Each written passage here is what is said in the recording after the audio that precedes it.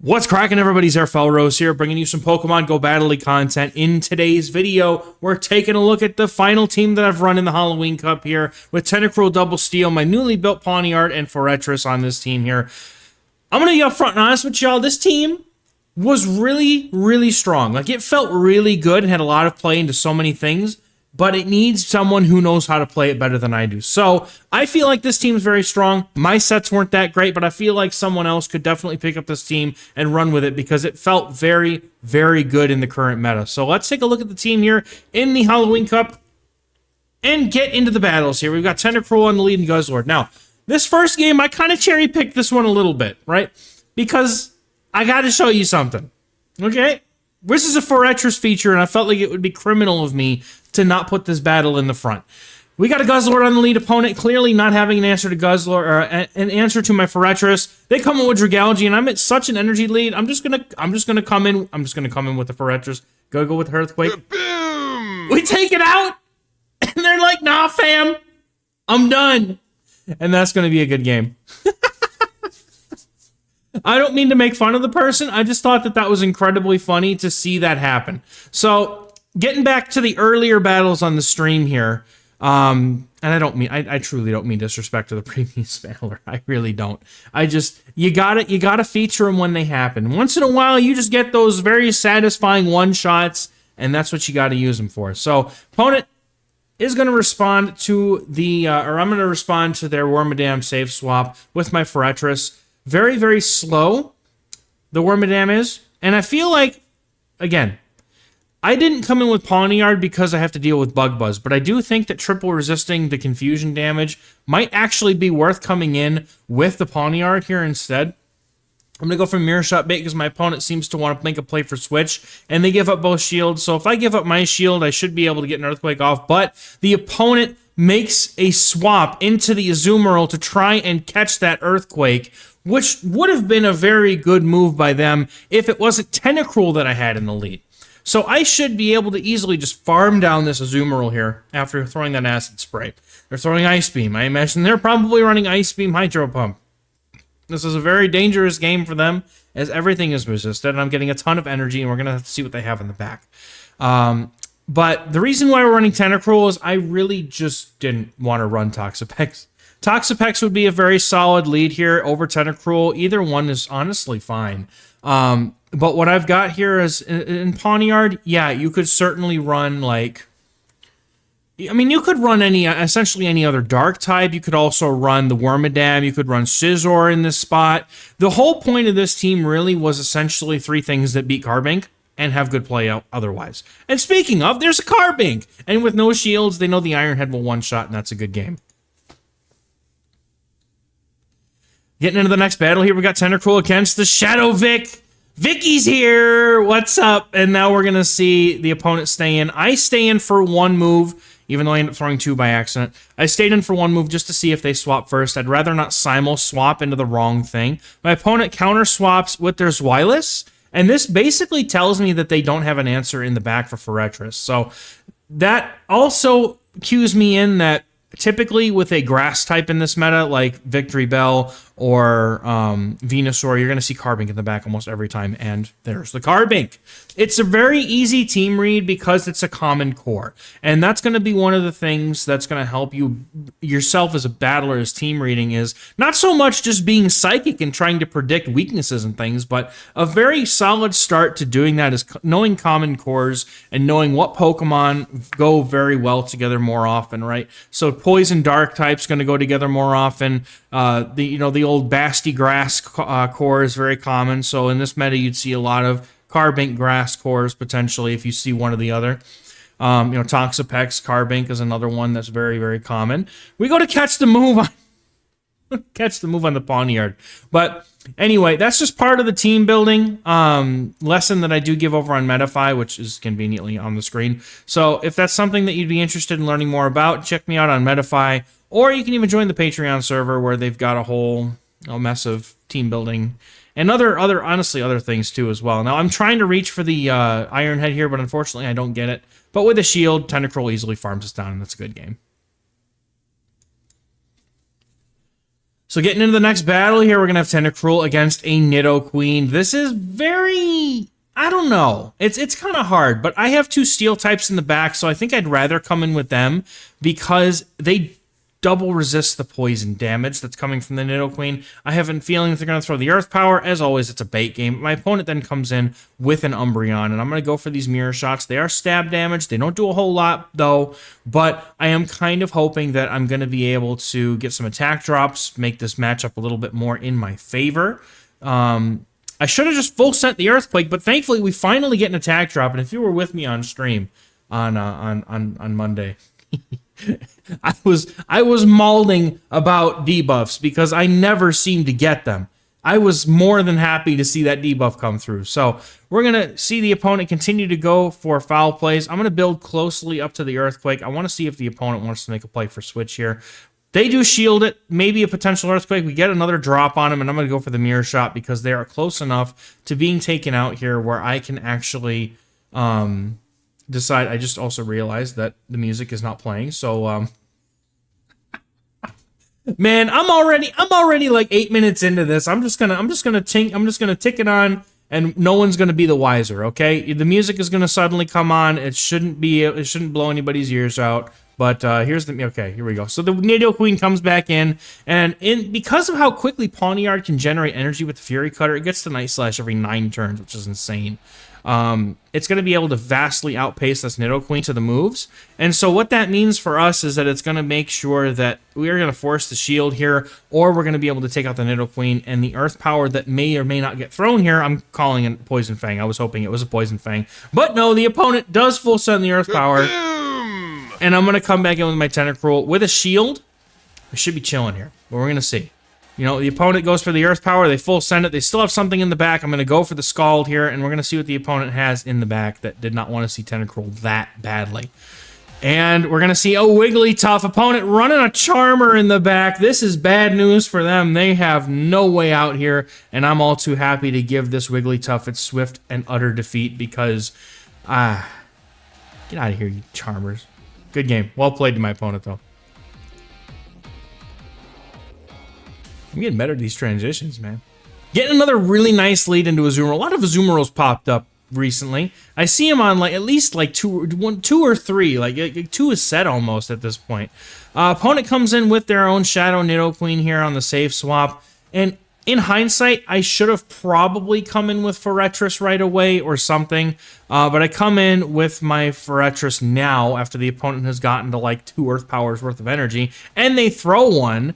And at this point, I got the defense drop. I'm having a bad time, dude. So I'm going to shield up the next one, hoping the opponent doesn't try to bait me with a Poison Fang, which thankfully they don't. It would be a bad bait there, in my opinion, to try and go for that, because if the opponent doesn't, if I just say I'm just sacking my Forretress and I let it go, then the opponent's going to have a bad time when when they realize that the Poison Fang does almost no damage. So I'm building up energy. Unfortunately, my switch clock is not up yet, and I don't think I'm able to get to 2 moves here because I threw with bad timing. So not well played for me there. Opponent definitely making a great swap here, taking advantage of that desync switch timer, which is something that you can always try to keep track of. You try to visualize your own switch timer as a clock ticking down from 60 seconds, just like a clock would. If you can kind of use that as an estimate of when the switch clocks will normally come back up, that's usually good. Now, my opponent also gets to a move at the very last second, which I am now forced to let this go because I don't know what's in the back, and I need to save a shield for my my Pawniard here, knowing that Nidoqueen very well might have a full Earth Power loaded in the back. So I've got to save it. And that's the only thing I plan to use it for. Even a Bug Buzz won't KO, but we get the Night Slash boost. I've gotten 1 Night Slash boost in I think I've gotten all season, right? And you've seen me play plenty of Greninja teams. Now we're playing Pawniard. I think I've seen all of 2 Night Slash boosts all season. Now some funky stuff happens here, and I don't know, man. My screen was all messed up. I accidentally swiped it down or something, and yeah, I get no fast move through, which means the opponent goes for a free move. I get nothing. I have no chance to react, no nothing. So the opponent comes in with their Wormadam. They get the confusion down. It's a simul KO. Good game. I just said I'm getting good at the transitions, and I missed that one. So my opponent has a Wormadam in the lead here. We're going to go immediately, or at least I tried to go immediately for Forretress to get the bug bite advantage here. But unfortunately, the game said, nope, you're going to stay in and throw a couple of poison jabs, you fool. So once I come with Forretress, the opponent does come with the Azumarill. That's the main draw of this team, right? Forretress on the save swap will usually bring out something that Tentacruel would otherwise beat, and most of the times it will be an Azumarill in the back. Now, this isn't necessarily an easy matchup. If the opponent is running Hydro Pump, you pretty much lose this matchup, but if they're only running Ice Beam Play Rough, you can do a lot of work. You can get shield advantage here without having to give up a shield of your own. Now, they built up to it, so I was going to respect it. I would like switch advantage here. At least I would like to think so. You know, Pawniard would do much better against that Wormadam than my Tentacruel would. But I'm going to go ahead and give Tentacruel a farm down here. Kind of hoping that I can hit a Scald against the Wormadam and then bail out into my Pawniard. There we go. And I've just got like 4 Pokemon names in my head. I could not get the right one out. Ice Beam is going to hit for some chip damage here. Going to go for the Scald and then bail into Pawniard. No, I'm not. Okay. I was thinking of a different game. The opponent's got a Carbink in the back, so this is looking pretty solid here for me. Because the Pawniard has Iron Head and it gets to it so quickly, 2 Iron Heads is more than enough here. I could almost even say I want to go for a Night Slash, but I don't want to make that bet. Opponent going for charge move here. I am going to low shield this. I'm going to no shield it because they did not build up to the... oh my god. Bro, I swear, I haven't had any Halloween drinks or nothing. As I'm recording this on Halloween, you guys are going to get it the next day. But I can't speak at all. But anyway, opponent didn't build up to the Moonblast, so I wasn't going to shield what wasn't going to be a Moonblast. And I know I triple resist these confusions, so I should be able to save whatever I need to for Tentacruel, get to that Scald. I just need to get the Wormadam low enough. I get it low enough now, and I'm going to go for the Scald here. Now, I don't need to shield this. I'm being a little bit cocky, I think, potentially, by not shielding it, but I don't need to, and it saves the shield for me for later in the game if something were to happen, but the Scald is enough to take out the Wormadam, and that's a good game, so well played. Getting into this next game here, we're going to have a Palossand. Oh no, I remember this game. My chat immediately was like, bro, you're going to get swept by a Palossand as soon as they didn't swap out. So my entire team here is not super great on fast moves against these ground ghost types. And the opponent is staying in reading that I am extremely weak to Palossand, or they don't have an answer to Forretress in the back, which is entirely possible. They would typically be stashing an answer back there for something like Greninja, right? Or Mandibuzz. So I would have to imagine maybe there's a fairy or something in the back. Or maybe 2, I don't know. But typically I would expect to see Charjabug in the back because it cores very well with these ground ghost types. But in any case, I'm essentially just trying to do what I can to this thing. I would love to get this thing off the field, but my opponent goes for the Scorching Sands and takes me out. I am not willing to give any more to this matchup. So I now come in with the Pawniard, realizing that my Night Slashes will be able to outpace. This will put a lot of pressure on the Palossand's final shield if they want to let it stay, if they want to keep it alive, which they do. And I stay like, oh no, they're putting everything into the sandcastle, dude. And I'm going to just shield, and I'm like, I got to hit this Night Slash. I got to get rid of this thing. I have got to get rid of this thing. And the opponent, even though I could have sworn I was only able to throw 1 Fury Cutter and then go for Night Slash, they were able to swap out. Now, I thought I saw them go for a fast move and swap. It was even in real time, it was a bit quick for me to really see what happened. But opponent makes a really, really nice catch nonetheless. And so now I come back in with my Tentacruel, and my hope here is that somehow I can come out of this matchup with a Scald loaded to hit that Palossand with, or at least force them to throw their energy at me so that I can hit them later. So I'm going to go for the Scald here, hoping for an attack drop. I was thinking about going for Acid Spray and going for like a farm down, but I don't think that it would work out so well for me. So I'm going to go for a farm down after this, but the opponent's switch clock is coming back up, and they come in immediately, and I am not able to get to a move, and I am just in shambles right now. As I'm trying so desperately to get rid of the sandcastle, I have almost no energy. I'm farming up some more. Maybe I could have farmed up more, but at that point I had forgotten how much energy the opponent had because they swapped out. And now the opponent's Drapion comes in, and I'm like, no! And they go for probably an Aqua Tail or a Crunch or something. So you're going to go for the Crunch. That's going to KO me, and that's going to be a good game. Well played.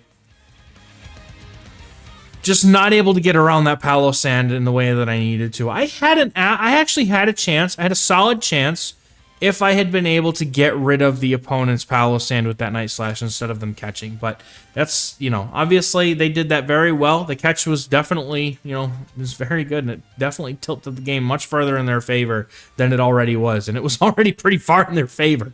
So we get a Carbink in the lead in the next game, and my whole team beats Carbink. So if I see one in the lead, I typically like to save swap out just in case I can draw out something like an Azumarill or other Pokemon that might be able to beat, you know, Pawniard, like, you know, Toxicroak, or, I mean, yeah, Toxicroak would be kind of nasty for this line, but I thankfully I didn't see too many, but the opponent does have the Hydro Pump in this matchup, which takes me out, but again, this allows Tentacruel to just come in and get a nasty little farm down here, and I'm not looking to throw any energy here. I would rather throw that energy back into either the Carbink or whatever they have in the back. So I would much prefer that, because there's no reason to throw an Acid Spray at this point. It's like they're not going to be able to take me out with their damage. So they come in with a Toxapex, and now I'm going to go for an Acid Spray. I assume that they're going to stay in this matchup and not come in with the Carbink. So I decide to go for the Acid Spray to start to increase the amount of damage overall that I'm going to do with my Tentacruel into this thing. And so I'm staying in here. The opponent does also have to stay in as well. They have to go for the charge move pretty much immediately, and what I'm looking to do here is just going to let this go. It doesn't even KO because of the attack drop, so I'm going to go for a Scald, but if it had, my plan here was just essentially to save 2 shields for Pawniard, because it was very easily going to be able to take care of the rest of this team, as Iron Heads would take care of the Carbink very nicely, and the opponent knows it. So very well played, good game.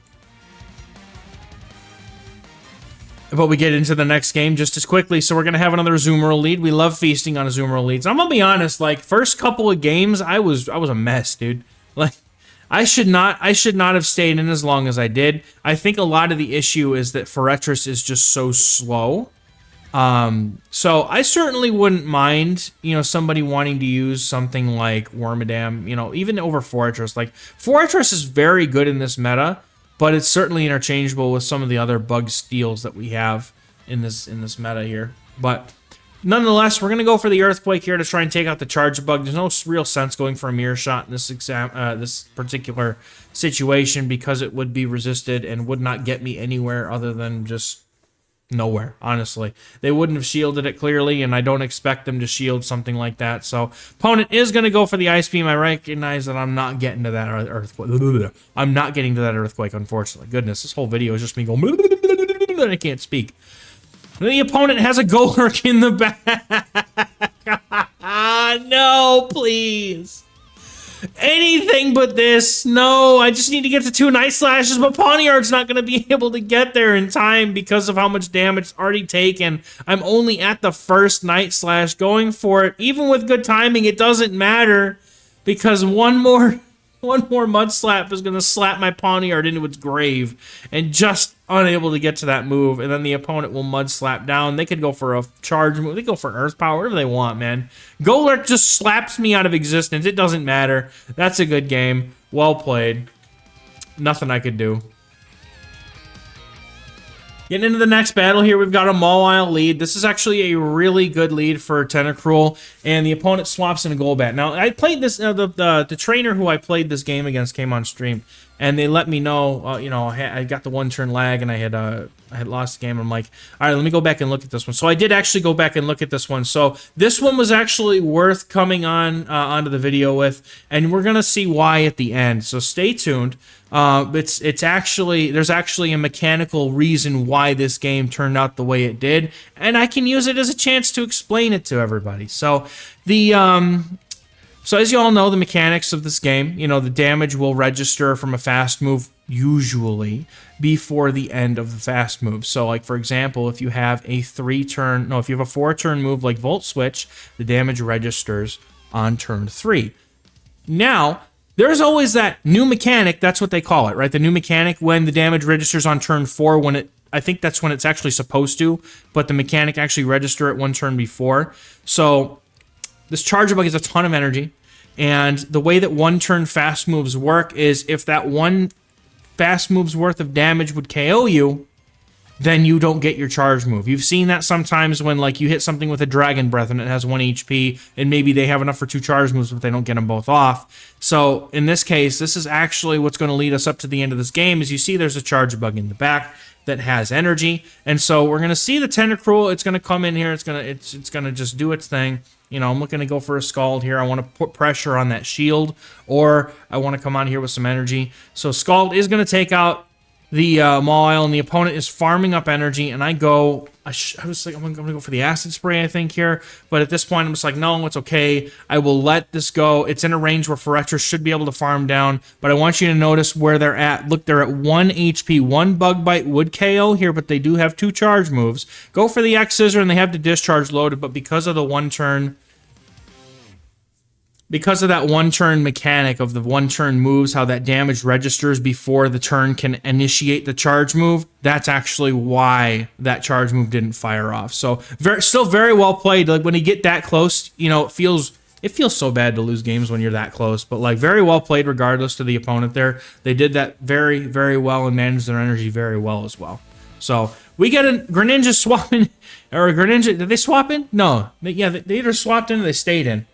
I'm sorry. I got so wrapped up in the last game. They swapped in or they stayed in. But Night Slash is going to be able to do some damage here, but it's unfortunately not going to be enough as they get bug bitten down. And here comes a Dragalge, and the opponent, I think they were trying to catch... I don't know what they were trying to catch there. There's no move that you want to catch on Carbink. But we're going for mirror shots regardless. Looking to get some energy here on the Pawniard or the Tentacruel. One of the two is going to come in. We got the Tentacruel coming in. So what my plan here at this point, since I've seen the Dragalge, perhaps it was a misclick. Maybe they meant to come up with the Carbink in the first place. Hard to say. But I'm certainly going to load up on a bunch of energy here. I think I can live 1 more Rock Slide if the opponent goes for it. So I'm going to no-shield this, saving the shield for Pawniard. What I'm going to look to do is I'm going to go for the Acid Spray into the Dragalge and then try to go for the Scald. Now, this is very close. I don't know if I live this, so I went for the Acid Spray first. Unfortunately, I don't live the move. So now I have to go in with Pawniard, get that defense drop from that Acid Spray, and 2 Night Slashes here ought to be pretty close to enough. The opponent only has the Aqua Tail they can throw in this matchup, and I know I live 1, so I'll happily no-shield that while I throw this Night Slash into the Dragalge and get it low, and then my Forretress can come in and Bug Bite safely down at that point. So good game to the opponents here. All these games were very, very close games, honestly, except for, obviously, you know, the ones where Tentacruel just went off and Pawniard just went off. But check out all the other battles on the stream. There were certainly more than just those, and I appreciate y'all for watching. Thank you all so much, and we're going to catch you in the next one as we talk about the Electric Cup. Oh boy. Catch you guys in the next one. Bye-bye.